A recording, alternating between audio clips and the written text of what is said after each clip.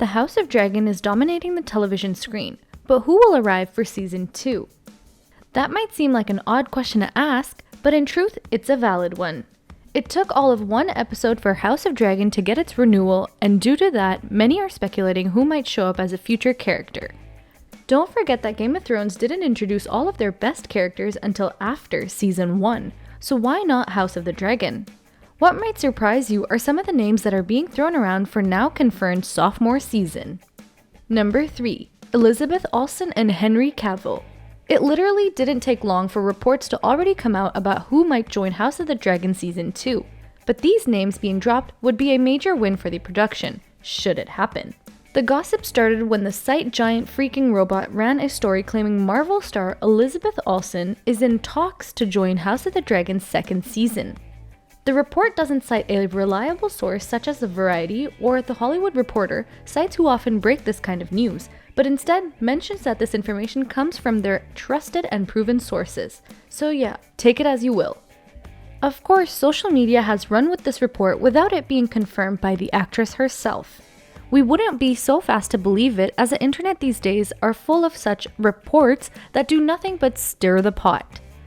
For example, Olsen has not spoken out on this rumor, nor has anyone who works on the House of Dragon. While it would be cool to see the Scarlet Witch out in Westeros, it seems this is just a rumor. As for the second big rumor surrounding the House of the Dragon Season 2 cast, people are also claiming The Witcher star Henry Cavill will be joining. This one seems even less credible, as it comes from an alleged known leaker, per Cosmic Book News, who goes by RPK on Twitter. An account called Geek Vibes Nation tweeted out the news about Cavill and Olsen, which has sparked a ton of conversation on the platform. The tweet tags the RPK account as their source. Similar to the Olsen rumor, Cavill has not responded to this, nor has anyone at HBO. We know Cavill looks great in a white wig from his role as Geralt of Rivia, but does he really belong in the Game of Thrones prequel? That might be up to you. It should also be noted that Cavill's schedule might not be as light as it would be required to do an appearance, especially a long-term one, on House of Dragons. The Witcher takes up a lot of his time, and he has other projects going on as well. Not to mention the ongoing rumors that he might rejoin DCEU as Superman now that the new regime is in place. So as such, it would be quite the balancing act for him to do all these roles at once, wouldn't you say? Just to be clear, we're not saying it can't happen. We're saying that it's not likely to happen until definitive confirmation comes in one form or the other. Which is something you might say about the House of Dragon itself, because its road to glory was anything but the smoothest of things ever. Number 2. A bloody origin. War is certain, or so Daemon Targaryen hopes. The cunningly arrogant prince leads a strategy meeting inside the torchlit gloom of Dragonstone Castle. I want patrols along the island's perimeters, declares the glowering Daemon, clad in all black with long silver blonde hair. Conscript the dragon riders, they're capable fighters. We have Cyrax, Caraxes, and Tyraxes, and... Matt Smith pauses. What's the name of the fourth dragon again? He couldn't remember. Actor Emma Darcy, who portrays the free-spirited Princess Rhaenyra Targaryen, sympathizes. All the dragons have weird names with X's in them. I literally got to a point where I thought I was naming Santa's reindeers, Smith admits.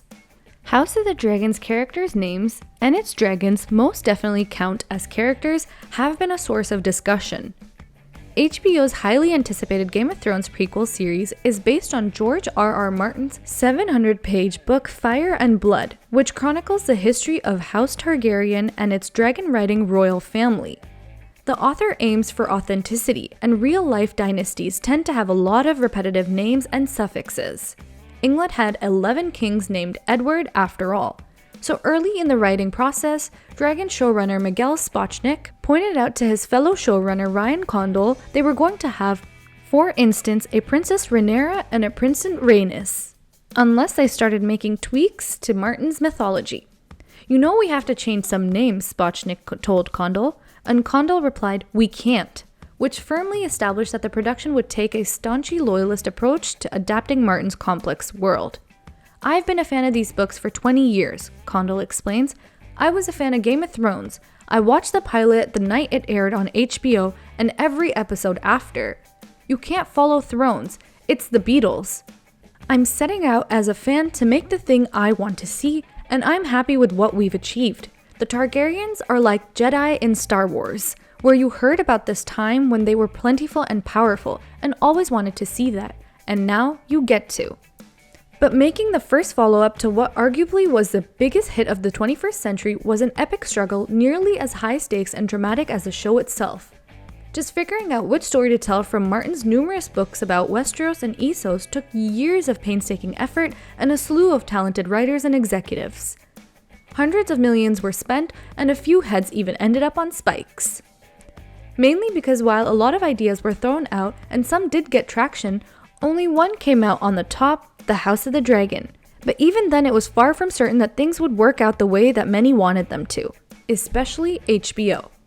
They were understandably very nervous about failing and not living up to original series. One insider recalls of the early development discussions, "I don't think there was much confidence internally that Thrones was a franchise because the show was so big and so seminal." HBO's executive VP of drama Francesca Orsi remembers, "We saw it as an opportunity to keep telling great stories, but not necessarily to try and replace Game of Thrones as the most epic show in history. Luckily for them, the right people were on it." Number 1. The showrunner and the creator. Ryan Condal admits he kinda sorta stalked George R.R. Martin. In 2013, the screenwriter was shooting an NBC pilot in Santa Fe. A self-described superfan of Martin's books, he reached out to the author and asked if he could buy him dinner. Martin agreed and the two struck up a friendship. 5 years later, Martin sent Condal a life-changing message. He just said, "Hey, I'm in town for the Emmys. Let's grab a beer. I have a job for you. If you want," Condal recalls, "and I lost my mind." The meeting was about the Dance of the Dragons, the title that would later be House of the Dragon. Martin was still determined to get his Targaryen epic made.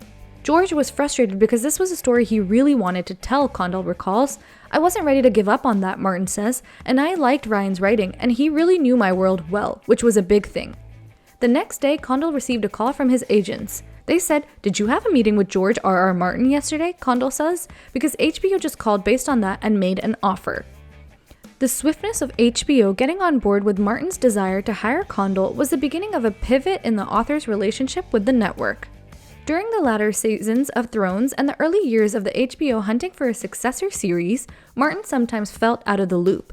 But after the original show's Season 8 backlash, when many fans protested that the storylines felt rushed to conclusion, Martin had long advocated making Thrones 10 seasons long, and around the time HBO produced and rejected Blood Moon, all agreed Martin's influence rose within the company.